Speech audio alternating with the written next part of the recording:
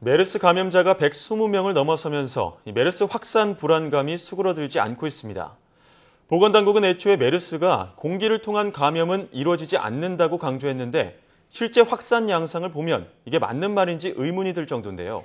경희대 생물학과 정용석 교수 전화로 연결해 메르스 바이러스의 공기 감염 가능성에 대해 알아보겠습니다. 교수님 안녕하십니까?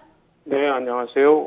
정용석입니다. 네, 반갑습니다. 이 메르스가 재채기나 기침을 통해서 감염되는 호흡기 질환이기 때문에 공기 중 감염의 가능성이 끊임없이 있었는데요. 하지만 보건당국이 공기 중 감염 가능성은 없다라고 발표했습니다. 지금 이게 연구 논문이나 각 나라 보건당국의 입장이 조금씩 달라서 좀 더 논란이 되고 있는 것 같은데 교수님께서는 어떻게 보십니까? 네, 우선은 아마 공기 감염이라는 용어 자체가 정부 당국에서 쓰는 개념하고 일반인들이 받아들일 수 있는 개념하고 약간 차이가 있어서 그런 게 아닌가 하는 생각이 먼저 들고요. 일단은 메르스를 포함해서 사스도 그렇고 그 외에 모든 코로나 바이러스는 우리 겨울철에 걸리는 일반 감기 한 30% 정도도 코로나 바이러스거든요. 예. 즉 이런 코로나 바이러스들의 진화적인 유래는 대부분이 호흡기 감염 바이러스입니다. 호흡기 감염 바이러스라는 것 자체가 숨을 통해서 들어온다라는 것이기 때문에 네. 이런 병원체들이 사람 몸으로 들어올 수 있는 경로를 생각한다면 호흡으로 들어올 수 있는 모든 경로 혹은 매개물, 기침으로 한 침방울도 낼 수 있겠고요. 그 다음에 기관삽관이나 그 외에 다른 가능성으로 해서 생길 수 있는 에어로솔도 가능하겠고요. 그리고 우리가 그 다음 단계까지도 생각해 볼 수 있는 공기 감염도 어쨌든 마음속으로 준비하는 것이 맞지 않나. 라는 건데 이런 것들이 이제 초반에 중동 사례를 집중으로 해서 보다가 공기 감염이라는 용어 자체가 좀 혼동도 있었고 예. 그에 따른 자세한 사례들이 이미 밝혀져 있는 것도 아니기 때문에 조금 경직된 해석이 있지 않았나 이렇게 생각합니다. 네, 이 호흡을 통한 감염은 모두 가능성을 두어야 한다라는 말씀을 해주신 것 같은데요. 네. 예, 보건당국이 평택 성모병원에서 이 바이러스 전파 경로를 규명하기 위한 실제 실험을 하지 않았습니까? 네네. 이 결론은 최초 환자가 기침할 때 나온 바이러스가 이 8층 병동을 떠다녔다는 건데 이것도 공기 감염으로 볼 수 있지 않습니까? 그것이 바로 제가 방금 말씀드린 것처럼 예. 이러한 환자의 기침으로 통해서 나올 수 있는 비말이나 혹은 비말 핵, 우리가 이제 드롭릿 뉴클리아이라고 부르는데 그게 비말이 마르면서 생기는 거죠. 이런 것도 이제 에어로솔처럼 공기 중으로 뜰 수 있습니다. 예. 네. 물론 시간이 얼마나 더 걸리느냐, 얼마나 오랫동안 떠 있느냐는 그때 그 환경에 따라서 차이가 있겠지만 가능한 부분이죠. 이것을 일반인들은 당연히 공기 중에 감염이 될 수 있다라고 생각을 할 것이고 전문가들은 그렇게 표현하는데 조금 어색한 그리고 조금 어려움이 있을 수도 있습니다. 네, 그렇군요. 지금 비말 감염과 에어본 감염, 공기로 인한 감염에 대한 개념에 있어서 조금 차이가 헷갈리는 부분이 나오는 것 같습니다만 이 삼성 서울병원에서는요, 응급실이 아니라 단순히 외래로 병원을 방문했던 사람 중에서도 확진 환자가 나왔는데 이것도 공기 중 감염으로 볼 수 있습니까? 그래서 이제 이런 모든 감염이 지금 메르스에 의한 감염은 현재도 중동에서부터 지금까지 끊어지지 않고 진행 중인 거거든요. 네. 그래서 이것이 비말 감염 이외에는 넘어갈 수 없다라든가 공기 감염이 100%라든가 어느 쪽도 단정이 되지 않은 상태에서 모든 가능성을 열어놓고 볼 때 우리는 공기 감염까지도 대비하고 고려하는 것이 앞으로의 방역 대책에도 적용되는 것이 좋지 않을까 이런 생각을 해봅니다. 네, 공기 감염에도 대비하는 게 바람직한 자세다라는 말씀을 해주셨는데요. 네. 메르스 바이러스가 아직 연구가 많이 이루어지지 않는 그런 신종 바이러스인데 이 정부가 사태 초기에 어떤 근거에서 공기 중 감염은 이루어지지 않는다라고 했을까요? 일반적으로 공기 감염이라고 사람들이 생각하는 것은 구제역이나 수아마비 바이러스나 결핵이나 이런 것처럼 굳이 사람들이 생각할 때 공기 중에 항상 이들이 떠다닌다라는 느낌으로 받을 수 있기 때문에 그렇게까지 오해할 일은 아니다라는 선에서 얘기를 하셨을 텐데 그것이 좀 지나치게 강조가 되었다라고 저는 생각을 합니다. 그리고 이것도 역시 중동에서 물론 유입된 유럽 국가나 북미 이런 국가까지 포함해서도 현재 2015년 2월로 보면 약 1,030건 정도의 해외 사례 발병 사례가 보고돼 있습니다. 예. 근데 여기에는 비말도 들어가고요, 접촉도 들어가고 에어로솔이라고 하는 부분도 들어갑니다. 그래서 이 에어로솔이라고 하는 것을 이제 공기 감염으로 볼 것이냐, 아니면은 요것을 어떤 특정한 비말의 또 다른 유형으로 볼 것이냐의 차이가 있을 수 있겠고요. 그렇지만 문제는 이게 닫힌 공간과 열린 공간은 굉장히 큰 차이가 있습니다. 네. 닫힌 공간에서의 에어로솔은 비말만큼 위험할 수 있고요. 예.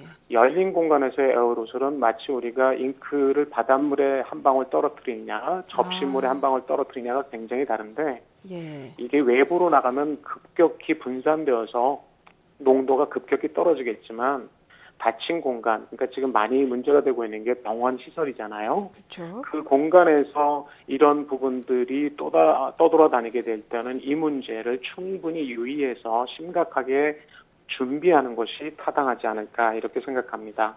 예. 네, 이 닫힌 공간일 경우 더 위험하기 때문에 병원이나 사람이 많이 모인 장소는 좀 피했으면 하는 그런 대책이 나오는 것 같습니다.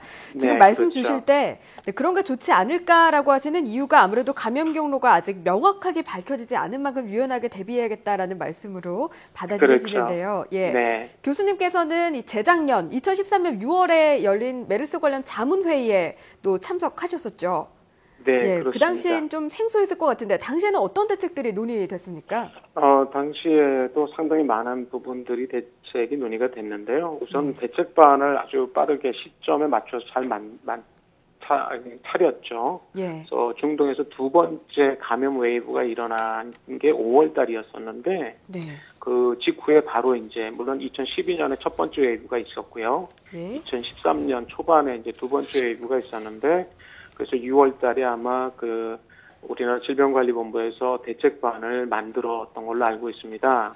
예. 예. 그래서 대책반을 계속해서 운영하고, 그 다음에 검역 문제라든가 환자의 감시 부분, 그래서 국내에 유입할 수 있는 의심 환자의 조기 발견을 위해서 예. 이런 것들을 다 준비하는 걸로 제가 들었고요. 예. 그리고 역학조사나 그리고 중앙역학조사관에 비상대기한다든가 사전교육을 한다든가 이런 것도 대책 마련에 들어가 있었고요. 아주 잘한 건 제가 볼 때 지금 굉장히 잘하고 있는 것은 실험실 진단입니다. 예. 이 실험실 진단 기법을 확인하고 준비하는 게 상당히 기간이 걸릴 수 있거든요. 예. 그리고 굉장히 복잡합니다. 그런데 이 실험실 진단 기법과 그 인력을 충분히 준비를 해놨기 때문에 그나마 지금 저희가 그때그때 환자가 나오는 대로 바로바로 조사를 해서 확진과 의심과 이런 걸 나눌 수 있었던 것은 정말 다행이라고 생각이 되고요. 그다음에 환자 관리, 그러니까 국가 지정병원이라든가 공공병원 이런 데 치료병상 가동 준비 태세도 아마 점검을 하시고 있는 걸로 알고 있었습니다. 예. 2013년부터 질병관리본부가 대책 방안을 마련을 했었고 그중에서 실험실 진단은 아주 잘 이행이 됐다라는 말씀을 해주셨는데요. 네. 이 메르스 바이러스의 공기 감염 가능성에 대해서 이 외국에서는 어느 정도 연구가 진행이 됐습니까? 네, 지금 말씀 조금 전에도 드렸긴 했는데요. 예. 공기 감염 연구를 메르스를 대상으로 하기는 굉장히 어렵습니다. 일단은 이 바이러스가 감염되면 질병이 굉장히 심각하게 진행될 수 있기 때문에 임상적 실험은 할 수가 없고요. 주로 이 감염 경로에 대해서 추적하는 것은 역학조사 결과를 가지고 추정을 하게 됩니다.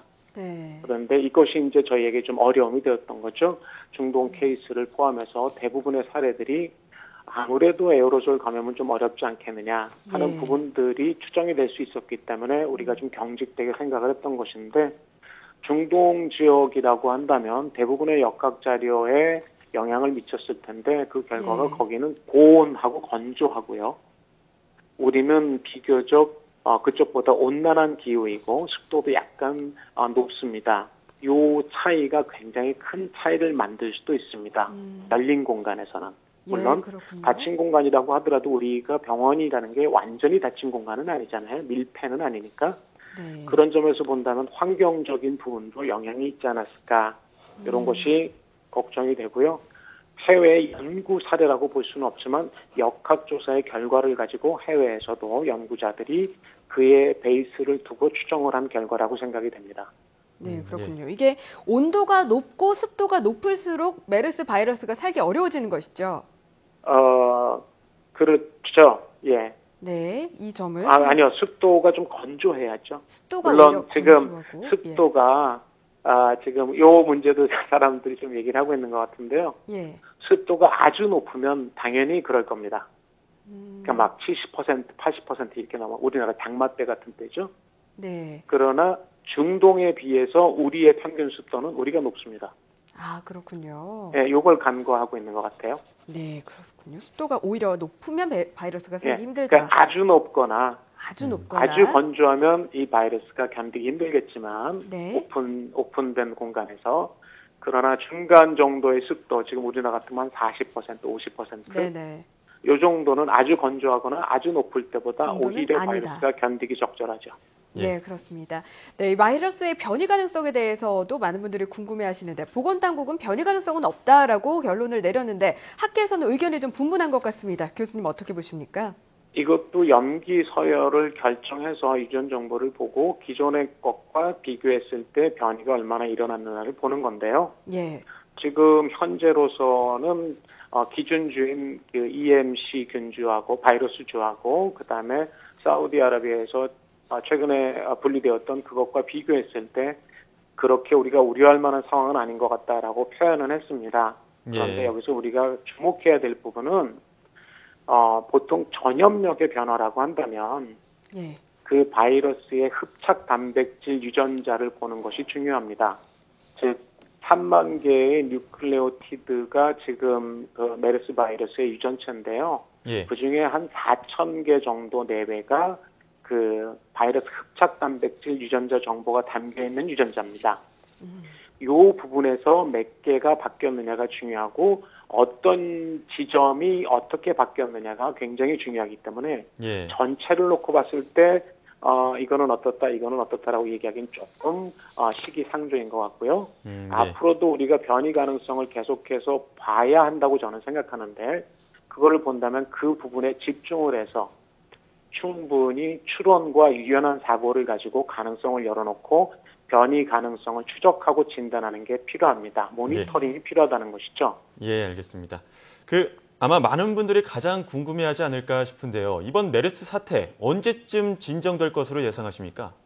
저로서는 여기에 대해서 답하기는 굉장히 어렵겠습니다. 네. 예. 다만 현재 적어도 우리가 근 한 달 열을 지나가면서 많은 걸 배우고 있습니다. 그래서 그동안에 몰랐거나 그동안에 제시된 기준이나 제안과는 상당히 다른 현상들도 저희가 접하고 있고 이런 것들은 새로운 정보로서 저희한테 이제 확인이 되고 축적이 되겠죠. 그렇다면 우리는 지금 배워가는 과정에서 실수는 점점 줄어들 것이고요. 그렇다면 지금 초반에 우리가 이 사태에 대해서 가졌던 공포보다는 앞으로의 방법이라든가 전략은 좀 더 세련되고 정확한 집중 포인트를 찾아갈 수 있으리라고 생각이 돼서요. 제 희망사항으로는 6월달 안에 하향세로 꺾이지 않을까 이렇게 기대는 합니다. 하지만 이것이 지금 감염을 막아주는 것과 즉 방역이라고 하는 것과 그 감염이 자기 몸에 들어오지 않도록 보호하는 개인 위생이라고 하는 이 두 개의 연결고리가 정확히 끊어져야만 되는 거라서요. 예. 어느 한쪽의 노력만으로 되는 것은 아닙니다. 결국 메르스의 확산을 막으려면 현재 상태에선 방역 당국은 이미 감염된 환자로부터 바이러스가 다른 환자에게 전파되거나 외부로 방출되는 가능성을 최소화하는 것이 가장 중요하고요. 네, 예. 그렇겠죠. 그 다음에 네.